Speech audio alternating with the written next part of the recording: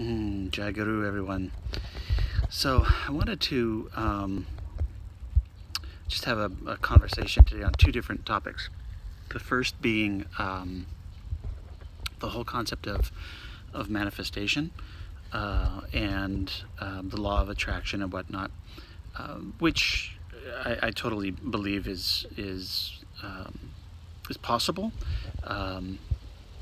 And there's a couple of things that I want to discuss. First off is, before we begin to talk about the law of attraction and manifesting our desires, there needs to be that distinction or that separation between our needs and our desires. For example, nobody has a need to manifest or to attract into their life $1 million or a winning lottery ticket. There's no need for that. There may be a desire for that, and a very strong desire for that, but there's no need for it.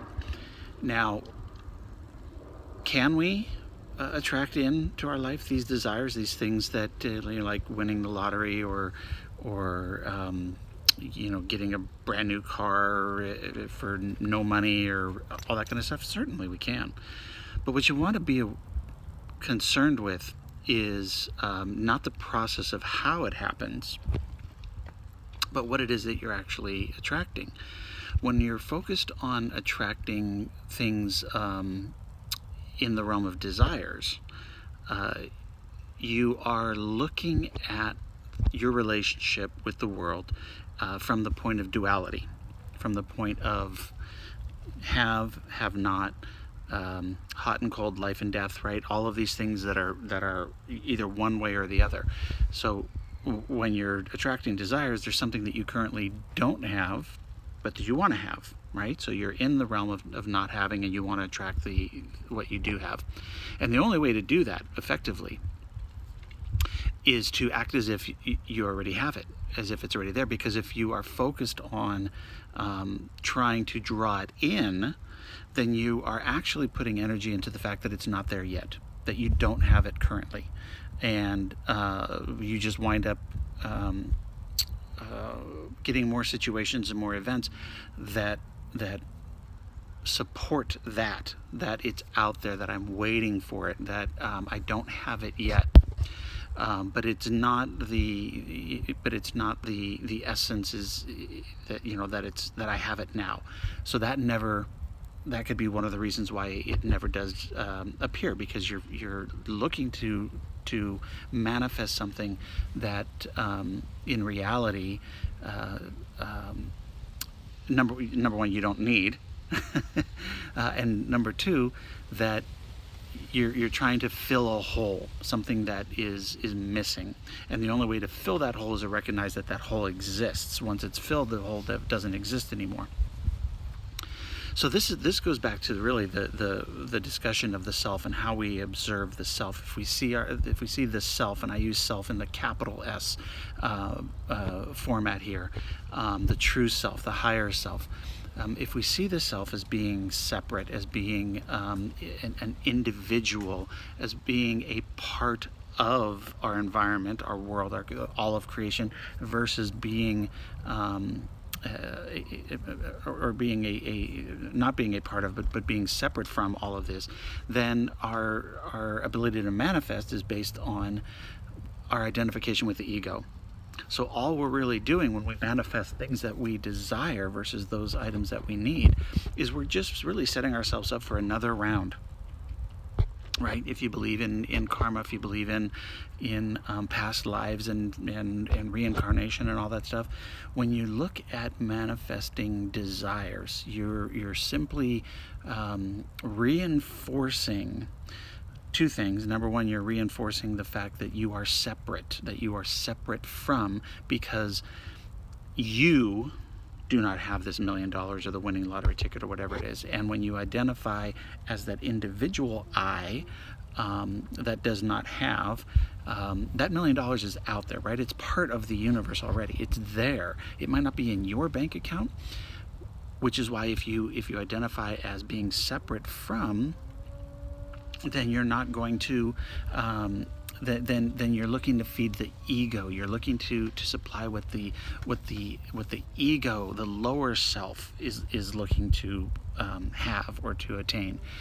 But when you're looking at needs, right, just basic things that you need, food, water, air, those things manifest effortlessly. Now, there might be points in time when you are living with, on low budget, you don't have as much food, you don't have, there are people in the desert, they don't have water all the time, and yada, yada. I understand that. But when you're looking to manifest those things, when you identify those items as being part of the self, the higher self, the capital S, the inclusion of all of creation into, so that you are not a separate part of, but you belong to and you're incorporated into all of creation, then those things manifest immediately. The moment that they come before you even realize that you need them.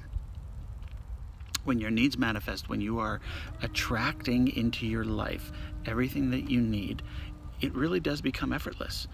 Things appear to you before you even realize that you need them. Money comes in the mail. You get a call from a friend that you haven't seen in years, and that friend offers you something that you didn't even realize that that you needed at the time, but now that they've offered it, you're like, yeah, I can use it.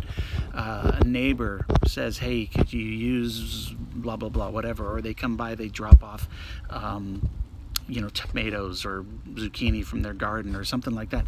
This is that effortless manifestation of the things that you actually need. And the way that you keep that channel open is by freely giving as often as you possibly can as well.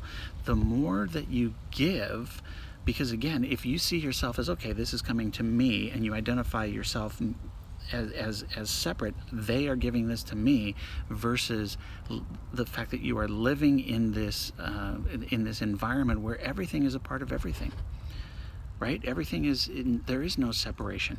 Well, then abundance is just spreading itself amongst all of the individual incarnations of the universe. And there is no they gave this to me. It's simply you have. There's not even a you that has anymore. There just is this existence of things that you are now able to appreciate and utilize, and yada yada yada. So that's what I wanted to talk about today. Careful of the things that you're looking to manifest into your life, because number one, they don't always arrive in the package that you are requesting them. You may request a new job, more money, something along those lines, but what the universe provides for you is less obligations. So instead of needing to have $5,000 a month or whatever to pay your bills every month, and that's what you're looking to manifest, the universe says, well, hey, you know what? You get the same result if you have no expenses. So I'm going to take everything away. Now you don't have the expenses. So technically you have that extra $5,000 a month. Does that make sense? Right? There's a give and take. We don't always get exactly what we ask for. We always get what we need. So keep that in mind when you're out there manifesting everything that you want out of the universe. When you're trying to get all these things, really, really look at this. Am I manifesting from the aspect of this is something I need, or this is something that I want and desire? And if so, if I'm manifesting from the aspect of desire, am I willing to spend another lifetime going through and learning the lessons of the universe in order to have this one desire now in this lifetime? Or do I want to live the rest of my life in renunciation? To recognize that there is nothing that I need. There is nothing that I want besides just the basic necessities of life. All I want is knowledge. All I want is to understand the nature of the self, the true self, the capital S self, the higher self. That's your choice. Manifest money and huge houses and trips around the world and all that, but you're just going to relive this existence another time and another time and another time. Those that manifest effortlessly and only accept what is already coming to them, they don't necessarily have to come back and learn this lesson again. Talk to you later.